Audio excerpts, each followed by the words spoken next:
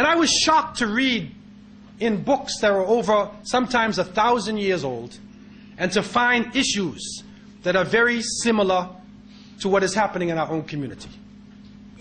And I say this with all humility to the movement leaders that we have. But our Islamic movements should be bringing us together.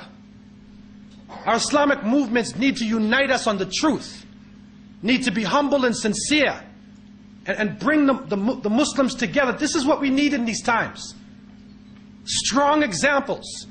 Not just izzah on other Muslims, but izzah al-kafirin. That's standing up in front of the disbelievers and the haters of truth.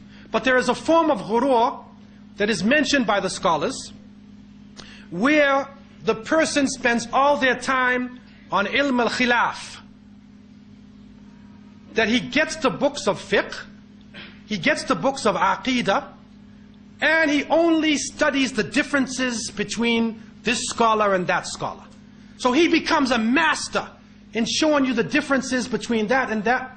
And he can actually point out a difference and tell you 10 daleels for this thing. He can tell you the opinion of that, and he can't even make salat right.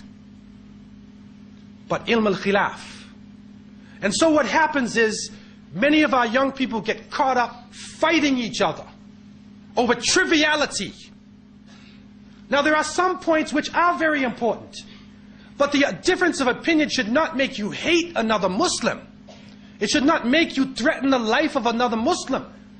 Then what is the purpose of it? And the Prophet ﷺ has told us, مَا ضَلَّ قَوْمٌ قَطْ بَعْدَ هُدَى إِلَّا أُوتُوا الْجَدَلِ, that people would not go astray after guidance until they were given the ability to argue with each other. The ability to argue. When our energy should not be spent on arguments.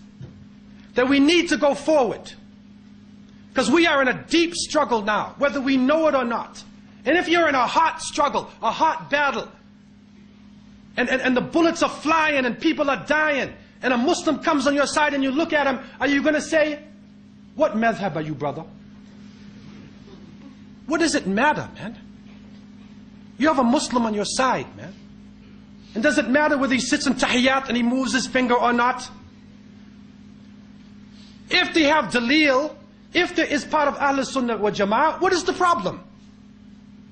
But some people are so overly heavy. They are actually tilting toward this. Their whole life is based on khilaf. On finding what is wrong with other Muslims and attacking them and shooting them down and destroying them and breaking up their organization. You don't have to have Mossad. You don't have to have these organizations, man. Just let loose some of these twisted Muslims on them. And so the great scholars of Islam 1,000 years ago said, it is ghurur. It is ghurur. It is deception. And we need to look at this before we even look outside.